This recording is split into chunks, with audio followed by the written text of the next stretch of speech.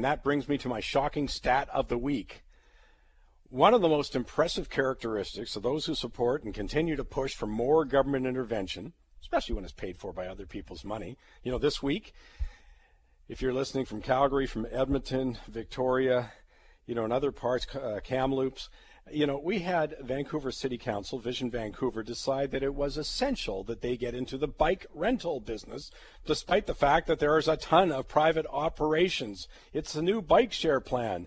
Yeah, that's an essential that we need government to be involved with. That's how big government's got. It's to heck with the homeless, to heck with poverty, to heck with just about anything. We got to get in that bike share business. But my point is, it's amazing to see, no matter what the details, the determination of big government advocates to ignore any facts and details that would cause them to reconsider government's ability to spend money effectively. Go back to the George Orwell quote.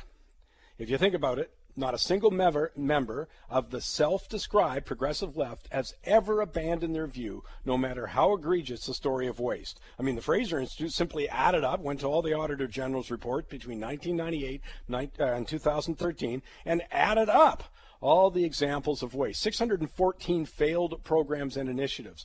The cost, this is the point, because it was your money as a taxpayer, $158 billion to $197 billion, and not one change to the system. No, that's a beauty for you.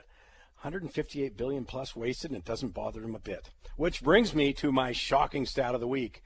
Kathleen Wynn, a regular because she may be the most incompetent financial manager in government history, because she's got another beauty for us. Her government spent $70 million on a now defunct pension plan idea. They were going to do the Ontario pension plan. $70 million was gone. You know the best part? $8 million had gone to partisan advertising, say, gee, aren't we great? We're thinking about doing this plan. A plan that never existed. The service or product never existed. There was no setup, no contributions, no nothing. And they spent $8 million in partisan advertising. I want you to think how that money could impact whether it's a homeless program, education, what have you. The top 6 executives, man, I wish I could get a gig like this. The top 6 executives of the Nothing Plan are going to split $2,020,000 in severance.